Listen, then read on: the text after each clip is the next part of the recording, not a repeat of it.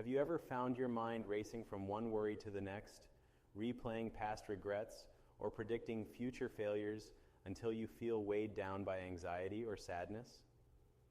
Most of us have been there, stuck repeatedly in thoughts that take us away from the present moment, losing out on any real connection to the here and now. As always, we recommend that you buy and read the entire book through the link below, because Eckhart Tolle's The Power of Now offers a roadmap for breaking free from this mental chatter and entering a state of heightened awareness and inner peace. Let's explore how this best-selling guide to spiritual enlightenment can help all of us be more present, remain calm in the midst of chaos, and learn to accept the unchangeable without living a passive or directionless life. Because once we become aware of where our thoughts take us, we can step into the present moment, and in doing so, begin to transform our daily existence.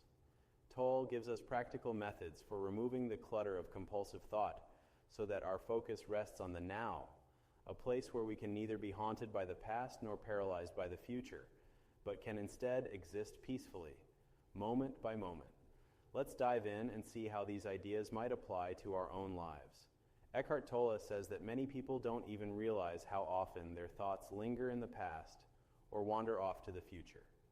There is constantly some memory, regret, or longing pushing its way to the surface, or some worry, plan, or scenario that needs to be hashed out again and again. If you watch your own mind for 10 minutes, you might notice that it rarely stays in the present. 1 minute you're daydreaming about an upcoming vacation, the next you're replaying a frustrating conversation from last week.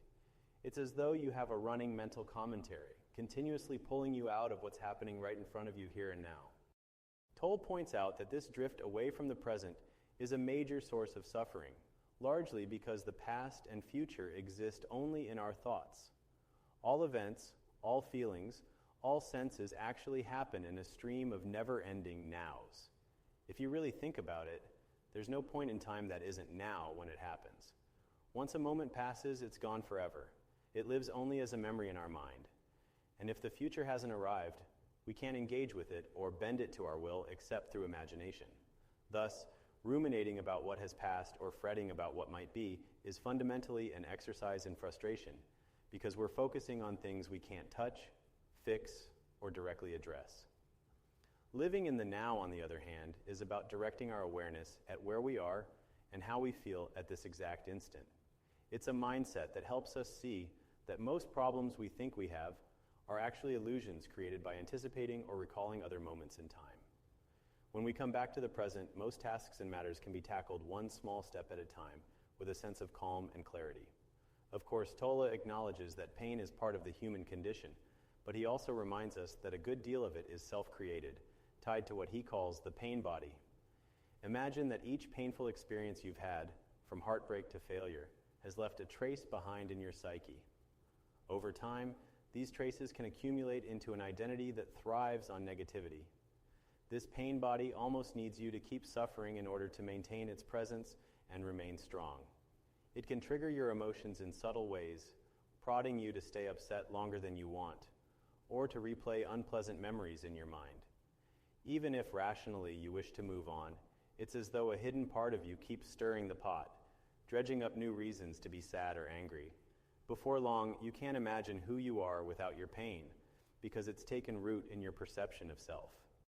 Tolle suggests this is a major reason why many people sabotage their own happiness, or remain stuck in undesirable situations.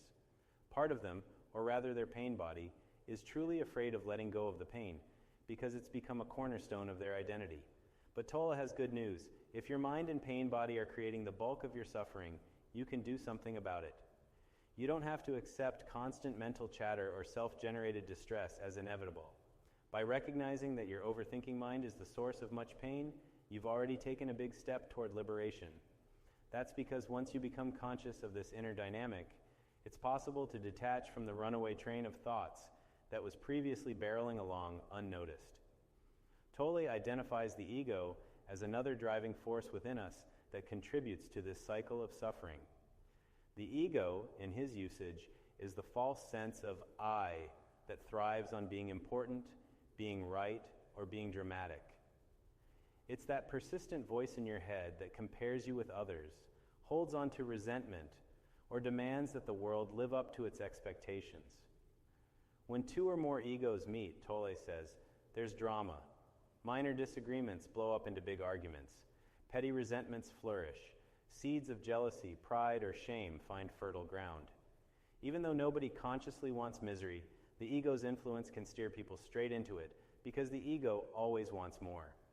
More attention, more validation, more friction.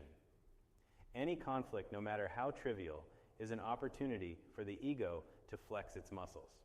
Recognizing the ego for what it is, an inner force that doesn't necessarily serve your best interests, allows you to see that many of your struggles might be perpetuated by your own mind. So how do we ease up on the mind's interference and open ourselves to the richness of the present? Tolle's approach begins with simple but deep awareness. Watch your mind, but do so without judgment. At first, this might feel like a paradox. You'll notice a stream of uninvited thoughts. That was a dumb idea. Why did she say that to me? I should be working, not daydreaming, and so on. Rather than trying to force these thoughts to disappear, observe them neutrally, as if you were watching clouds roll across the sky.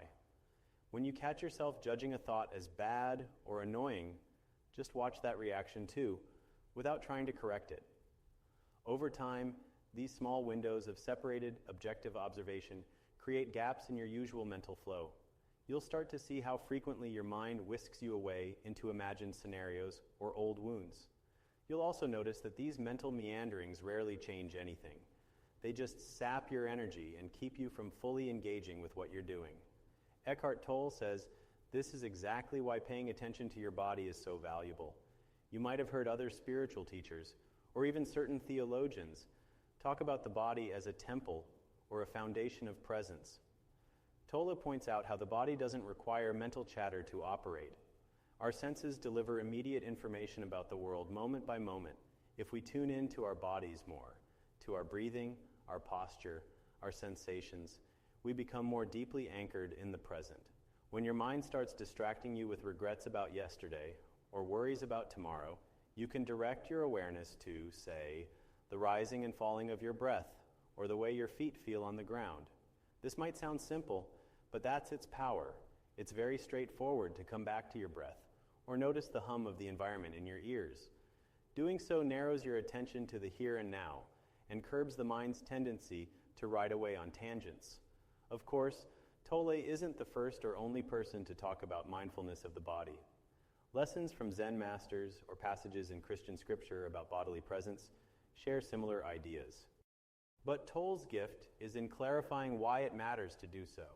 It breaks the momentum of thought that's responsible for so much of our self-made suffering. It allows us to exist in a state of so-called active waiting or permanent alertness. Picture yourself deeply attentive, as though something important might happen at any moment. You're not daydreaming or scanning your phone. You're completely alive to your surroundings and to your own internal state. You might notice the subtle flicker of a shadow on the wall or the slight tension in your shoulders. In this heightened mode, there's no room for your mind to conjure problems that exist outside of this moment. No sorrow about the past, no panic about the future. Tolle references how Jesus told his disciples, "Be like a servant waiting for the return of the master." The point is to remain attuned to right now so that you don't miss the master's arrival, or more generally, so you don't go through life asleep to the wonders and possibilities of the present. Still, even if you find a way to live in the present, you may wonder how that affects your relationships, especially if your partner or close friends aren't doing the same. Tolle explains that when one person is grounded in present awareness and the other person is still run by ego-based thinking, conflicts can intensify at first. That's because your calm presence is almost threatening to someone whose ego feeds on friction and negativity. The partner's ego might provoke arguments or bring up old issues to try to draw you back into the regular drama. But here's the upside. If you maintain your presence and don't get sucked into petty conflicts, you might eventually inspire your partner to adopt a more mindful stance. You might show by example that peace isn't just possible, it's preferable to living in constant pain and mental disturbance. Over the long haul, Tolle says, such a relationship has a real chance to transform because one person's serenity can encourage the other person's self-reflection. On the other hand, It can also be that the partner's ego is too entrenched to shift. In that case, you will at least see clearly whether the relationship is salvageable under your new way of being. If your partner or friend can't handle your living in the now, it may be that you both need to find more compatible ways of relating, though Tolle suggests we stay open to the possibility of change. Now, Tolle also distinguishes between most self-created pain and other forms of pain that are simply unavoidable. For example, if a loved one passes away suddenly, you're likely to feel tremendous grief. According to Tolle, it's not healthy or wise to suppress that grief or pretend it doesn't exist. The difference is that when you live in the present, you won't add layers of unnecessary psychological suffering on top of the natural sadness. Instead, you grieve openly, allowing yourself to feel that loss in the here and now, acknowledging that it's something you can't change. You accept that the beloved person is gone. You don't fight reality by telling yourself over and over that it shouldn't have happened, or that you should have done something else. You recognize the entire situation for what it is, an immutable event. By accepting it instead of building mental resistance, you experience the pure sadness, something raw and real, but you don't carry it beyond its natural cycle. The alternative, likely fueled by the mind, is to keep replaying regrets or trying to undo the tragedy in your head, a cycle that prolongs and deepens the pain unnecessarily. There's also a common misconception that if you're living in the present, you'll passively accept everything in life and never strive to make improvements. Tolle clarifies that surrendering to the present moment doesn't mean being inactive or neglecting problems. For instance, if your car is stuck in the mud, you don't sit there calmly saying, "I guess it's meant to be." Instead, you do whatever is constructive to get the car unstuck, only without generating panic or frustration in the process. Because you're focused on the present, you're able to identify the issue, the car is stuck, rather than turning it into a bigger mental drama. Why does this always happen to me? I'm jinxed. This is just proof the world is out to get me. And so forth. Instead, you see it for what it is, a practical challenge that can be tackled piece by piece. Maybe you look for a wooden plank or call a tow truck. Your energy goes into problem solving rather than into building anxiety or negativity. Ironically, this helps you respond faster and more effectively because you're not bogged down by extraneous mental noise. You remain grounded in the now, which is the only place where real action can be taken anyway. By weaving these threads together, Tolle paints a picture of a life that's simpler, more manageable, and ultimately more peaceful. It's not that tragedy or hardship never arises, it's that you learn how to greet each moment with clarity and acceptance. Anger and other negative emotions might still come up, but you'll see them for what they are, fleeting mental states or blasts from your pain body rather than indisputable facts about who you are. The practice then is to remain alert. Watch your mind occasionally try to pull you into old patterns or future speculation, and gently bring your attention back to the immediate moment and your immediate sensations. Sometimes Tolle suggests you do it by focusing on your breathing.